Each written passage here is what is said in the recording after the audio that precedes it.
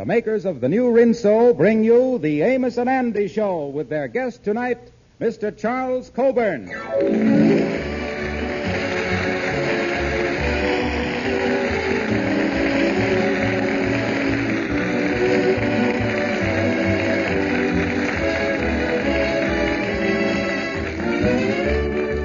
There's plenty of excitement around tonight because radio history is being made. The new Rinso presents the new Amos and Andy Show. Yes, everything brand new. New in the fact that Amos and Andy are doing for the first time a half-hour show. New in that Amos and Andy are playing before an audience, also for the first time. And new in that each week there will be a famous guest. Tonight, Mr. Charles Coburn, whom you have seen in The More the Merrier and Heaven Can Wait. And there's plenty of news about Rinso, too. Try it yourself. I'm sure you'll agree it's absolutely tops. That its soapy-rich suds get out more dirt, that in short, it's the ideal soap for wash day, for dishes, and for all the soap and water jobs around the house. Yes, try Rinso. I know you'll join the vast army of women who whistle while they wash. And now, the new soapy-rich Rinso presents the new Amos and Andy Show.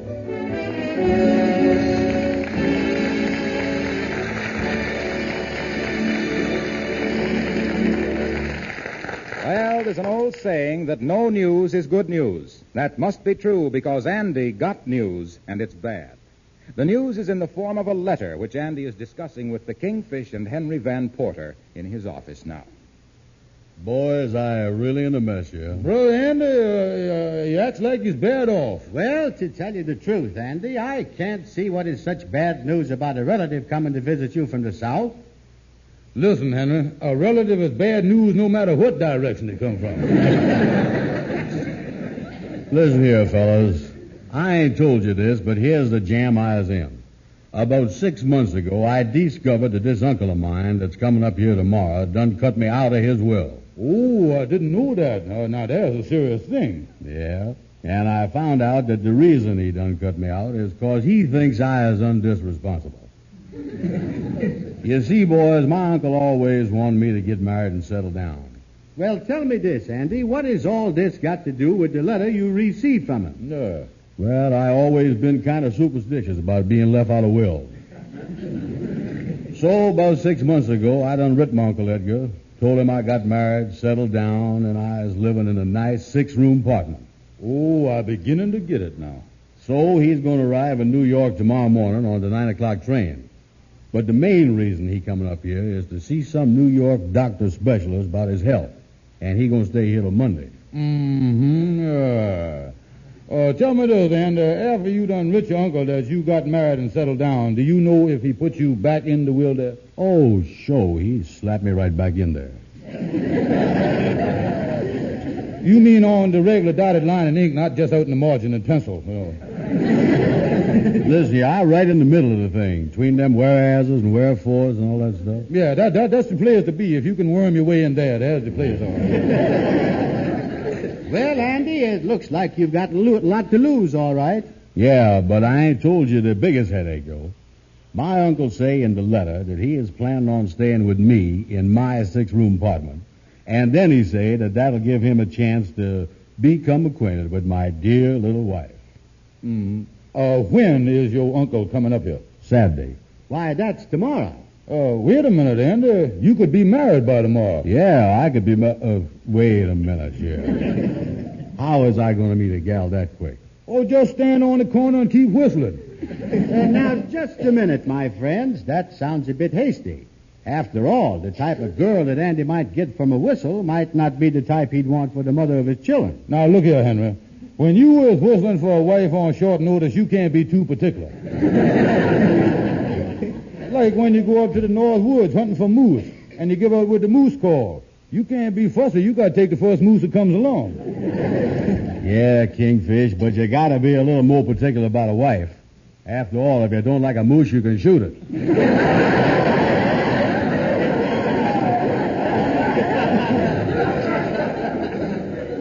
Anyhow, even if I did get a wife, where's I going to get a 6-room apartment? Yeah, you in a pickleman all right, and I don't know, wait a minute. The idea done hit me in the head, Joe. Just went in this ear here, look at it. Amos and his family is going away for the weekend. They won't be back till Monday night. Use his apartment. Yes, but what about the wife that Andy's supposed to have? Well, just tell your uncle that she out of town visiting kinfolks. Yeah, that sounds good, but will Amos let me do that? Well, now look here. Don't tell him what you're doing. Just tell him that you will stay in the apartment over the weekend, sort of a caretaker. Come on, Kingfish. Let's me and you go over to see Amos.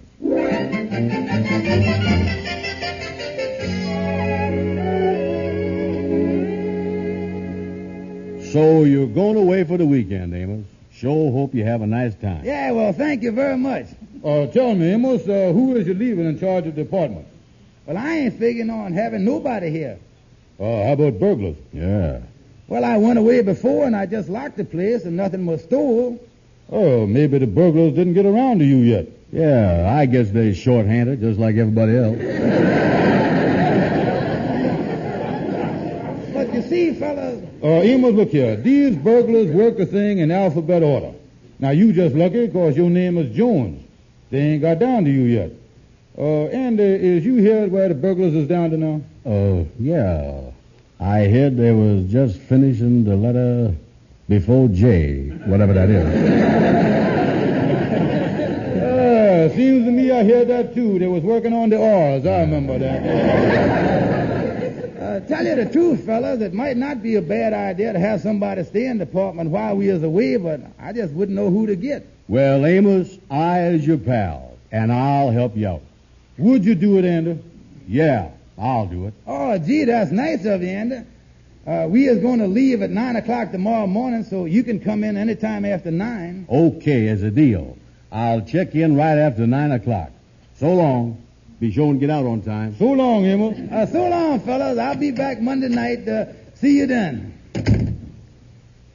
Well, Andy, this is a great break for us, all right. Wait a minute. There you go with that us stuff, Kingfish. By any chance, is you helping me because you figuring I might get some money from the will? Oh, don't be silly, Andy. Never entered my mind. 'Cause at the same time, I know that if anything should happen to your dear uncle, well, I just know that in time of grief, you'll want to share your good fortune with your friends.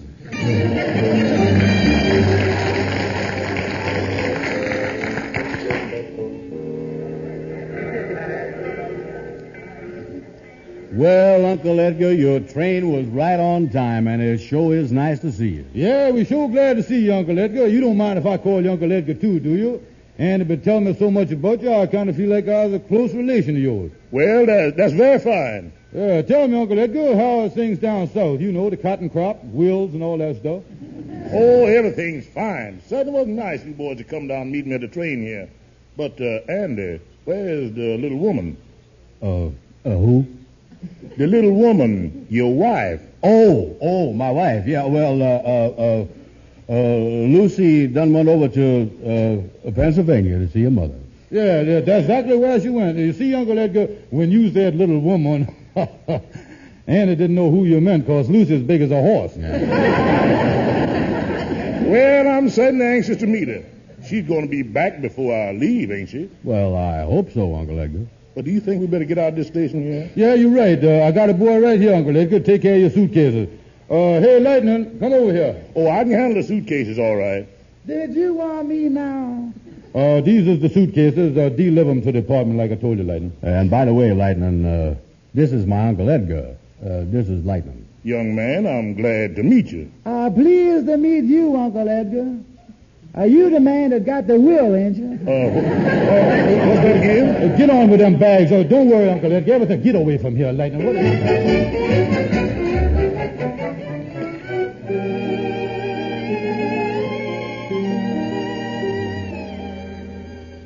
Well, Uncle Edgar, how do you feel after taking a shower and changing your clothes? Oh, I feel a lot better, Andy. Yeah, sit down there in that stuffed over chair and take it easy, Uncle Edgar. Say, Andy, you and your wife is the only ones that live in this apartment, ain't you? Yes, Uncle Edgar. This is our own little love nest. Just the two of us. Me and her. Well, what is all them toys there in the closet of my room? What toys? You mean you don't know what toys is back there? Well, you see, I play with so many toys, I didn't know which ones you meant. Well, there's some dolls back there, too. Oh, don't be silly, Uncle Edgar. I ain't played with dolls for over a year. Say, Andy, who is the picture of this man here on the table? Which picture you mean? The only picture that's there. Oh, that one. Don't look at me. It's playing at Uncle Edgar. I see it's inscribed on there, to my loving wife from Amos. Oh, that. Oh, yeah. Well, that's my wife's first husband. Yeah. Well, what in the world do you have to have his picture around here? Well, I tell you, Uncle Edgar, it keeps reminding my wife of him and makes her appreciate me more. Yeah, that's right, Uncle Edgar. That's certainly right. You know, Uncle Edgar, there's nothing like holding a first husband over a wife's head. By the way, Andy, you know I want to see one of these New York doctors. You might ask around of your friends and see if they know a good one. Yeah, but you take it easy, Uncle Edgar, and enjoy yourself for the weekend here. I'm going to tell you, Andy, you sure got a nice place here. Mm-hmm. And I was just thinking, I don't have to break my neck to get back home. You fellas have been so nice to me, I think I'll change my plans and stay here a couple of weeks. A couple of weeks? Yeah. I know that would make you happy. What's the matter, boys? You have made us so happy that we are speechless.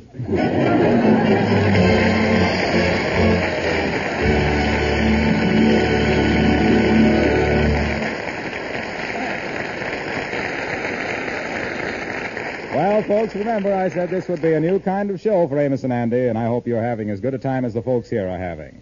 Now, I mentioned a little earlier that millions of women these days are whistling while they wash, and the notes they're whistling are... That stands for Rinso White, 3 little notes that have been making wash day history. Yes, Rinso has taken the drudgery out of wash day. Those soapy, rich suds have made it possible for women to turn out a dazzling white, bright wash without hard scrubbing or boiling, simply by soaking clothes clean. A few quick finger rubs on badly soiled places, and clothes are ready to rinse. Yes, new Rinso gets out more dirt. And women are whistling while they wash dishes, too, in Rinso suds. It makes the job so speedy. And that goes for washing floors, windows, tiles, and so forth. So tomorrow, get Rinso. Then you'll whistle, and you'll see how much easier life can be. Now, back to Amos and Andy, and their guest tonight, Charles Coburn.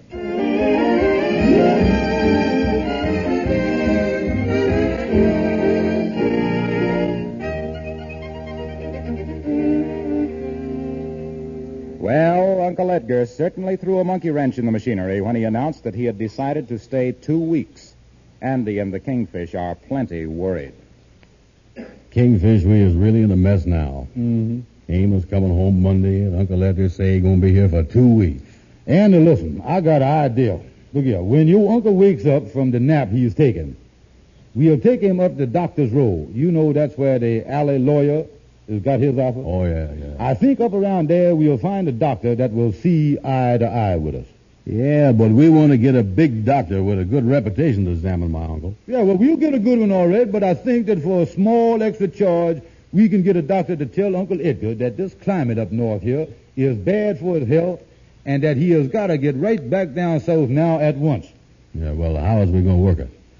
We'll leave Uncle Edgar out in the waiting room at the doctor's office, and we'll go in the doctor's private office and talk to him first. Oh, I think I see what you mean.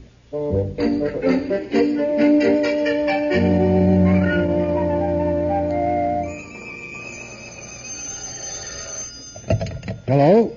Is this Dr. Charles Coburn, the veterinarian? That's right. I'm the veterinarian. This is Mrs. Stanley Watson. I called up to find out how my Cocker Spaniel was coming along. He's doing nicely, Mrs. Watson. His front paw is still a little sore, but we ought to have him out of here in a few days. Oh, thank you very much, Doctor. Goodbye. Come in. Excuse us, but is you Dr. Charles Coburn? That's right. Good, yeah. Well, we see your name on the door outside, and we're looking for a doctor. Tell me, do you have the patient with you? He's out in the waiting room, yes. We want to talk to you first. Is he chained up? Chained up? Oh, no, he ain't dangerous. Well, why don't you bring him in the office here? Well, that's what we want to tell you. You see, Doctor, we don't want him to hear what we're going to tell you. Oh. You don't want him to hear. That's pretty good. I've heard some of them are very clever, but I've never heard of one that could understand medical terms. Well, the truth is, he ain't been feeling well lately, and he asked us to take him to a doctor, you see. Before we go any further, gentlemen, are you sure that you are feeling all right?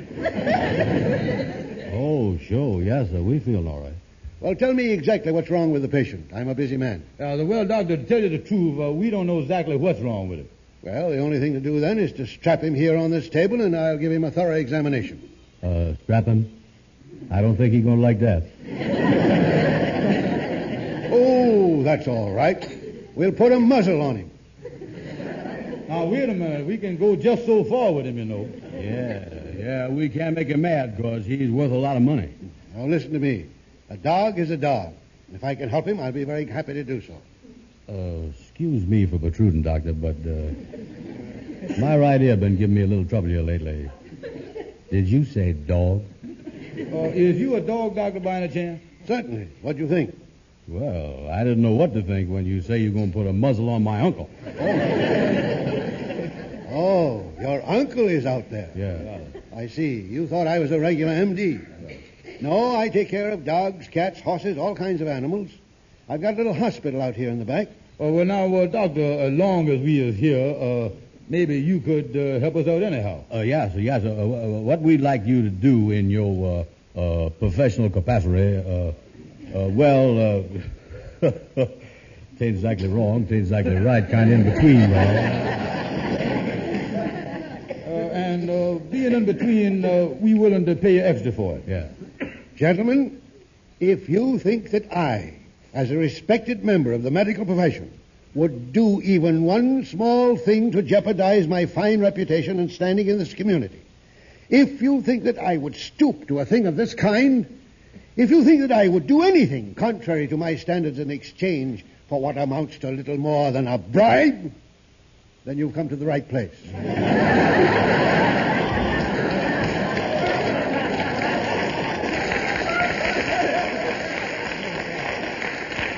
Yeah, man, that's great. That's great. Now, look here. Here's what we want you to do.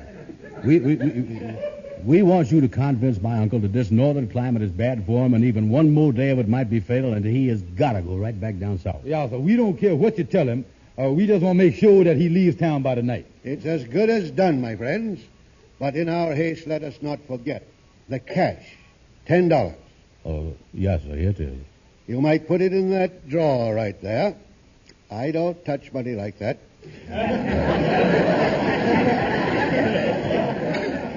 Okay, Doc, okay. I'll have my uncle come right in. Yeah, get him. Wait a minute. Hide them dog biscuits over there on the table. Okay, Uncle Edgar, come on in. The doctor's ready for you. This is the famous specialist that I done told you about. How do you do, Doctor? How do you do? If you sit right down here, open your mouth.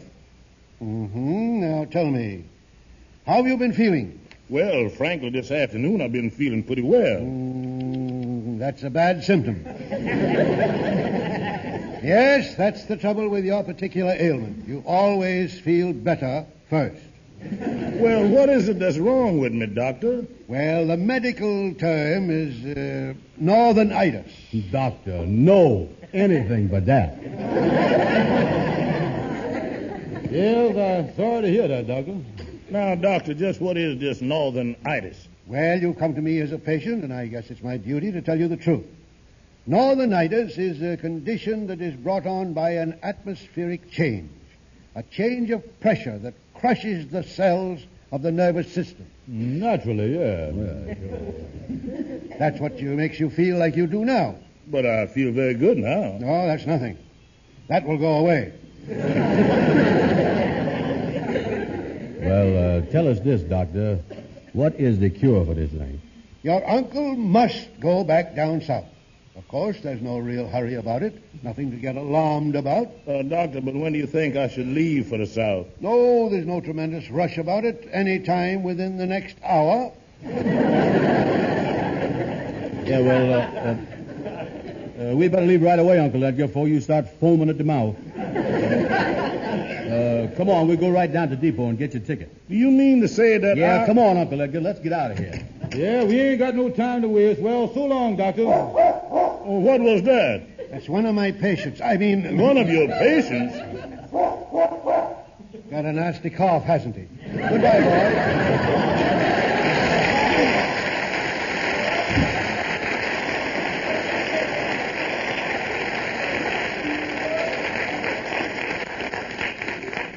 Well, Uncle Edgar, you has done got the best medical advice you could have got in the whole city. Oh, there ain't no two ways about it. He's a great doctor. Yeah, he seems to be a very good doctor.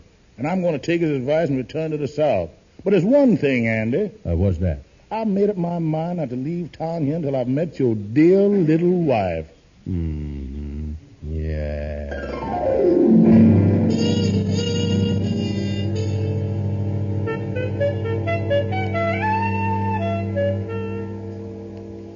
Now, did the theatrical agency tell you exactly what you were supposed to do? Yes. I'm supposed to play the part of a man's wife, and you going to pay me $3 for it. Right. You is going to play that you is my wife, Lucy. Now, the main thing is to try to do as little talking as you can so you ain't going to get yourself caught in no booby trap. Yes. Yeah, I think we're all set now, Andy. Okay. Uncle Edgar, Lucy is back. Now, remember everything we told you, Lucy. Well. So, this is Lucy. Yes, sir, Lucy. I was married to this gentleman here. Yes, I know.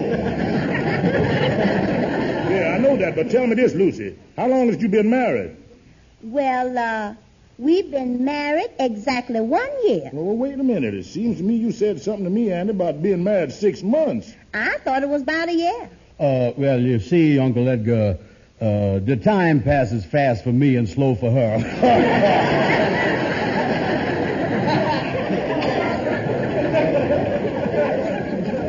Well, Uncle Edgar, you done seen Lucy now. Guess we better shoot right down to depot, huh? Well, I haven't had a chance to get acquainted with Lucy yet. That's right. Don't rush us, Mr. Brown. Mr. Brown? And after being married 6 months, you don't make your wife call you Mr. Brown, do you? Well, I tell you, Uncle Edgar, till I've been married a year, I demands respect. Oh, yeah, you got to keep these women in the place, all right. Yeah, I tell you, Uncle Edgar. Uh-oh. Well, how is you there, Andy? Say, what is going on here? Amos, you ain't supposed to be back here till tomorrow. Yeah, well, I got a chance to ride down with some people, and I thought I'd do it. I'd like to meet your friends here, Andy.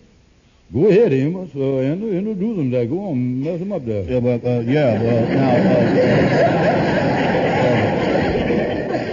well, Amos, this is my Uncle Edgar here. Oh, how do you do? Yeah, pleased to meet you. My name is Jones. Yeah, and now this is, well, that's my Uncle Edgar right there. Uncle Edgar. I ain't met the girl yet, Andy. My name is Lucy. I was the wife of this gentleman here. I think his name is Andy. Why, Andy, you didn't tell me. Yeah, no, Amos, I know it, but look, there's something I do want to tell you right now. Come on, Amos. You too, Kingfish. Let's go out someplace where we can talk. Uncle Edgar, you stay here, and this will give you a chance to get better acquainted with Lucy.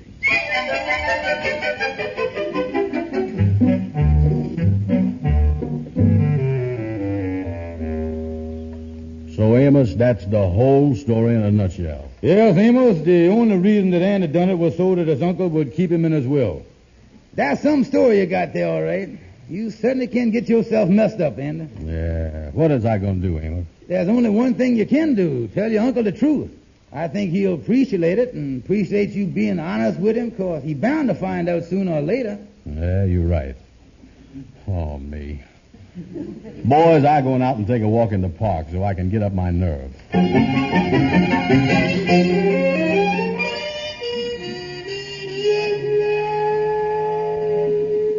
Come on, Kingfish, let's go in.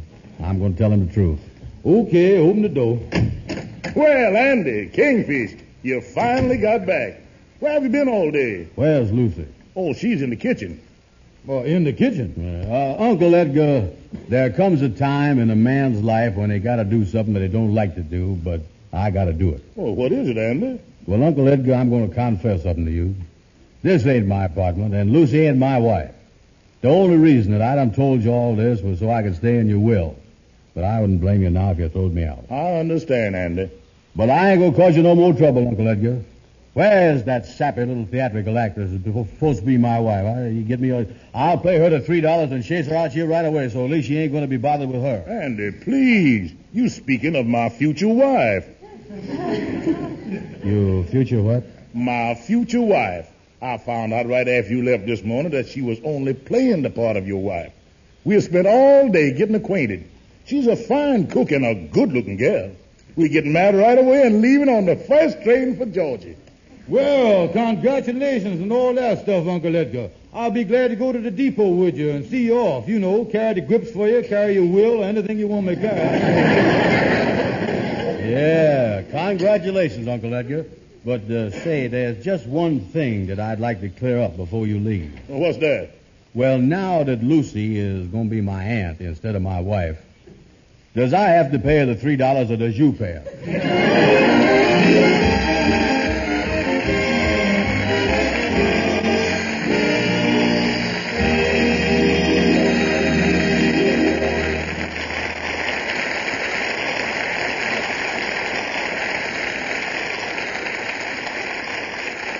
Ladies and gentlemen, Amos and Andy would like to say a few words to their listeners. Hello, folks. Hello, everybody. Well, we hope you enjoyed our first show. As you know, this is the beginning of our new half-hour series. And we want to thank Mr. Charles Coburn for his kindness in working with us tonight. We wouldn't feel right to let this first show pass without saying a word about our sponsors, makers of the new Rinso. Of course, we have heard of Rinso and its splendid reputation. And not long ago, we asked for permission to visit the plant and see Rinso being made. We saw it being made with our own eyes, and that is why we are so enthusiastic about the product we advertise. In thinking back over our trip through the Rinso plant, it seems that we went through dozens of laboratories, and believe us, the reason for the high quality of Rinso is no accident. We can truthfully tell you, great care is taken to give Rinso the top quality which it has. And we earnestly feel that you, too, will recognize this and be glad you are using this wonderful product. You folks were nice to listen to us tonight. And we're looking forward to being back with you next Friday night at the same time. Thank you again. And don't forget, folks, when you think of Amos and Andy, think of Rinso. Thank you and good night.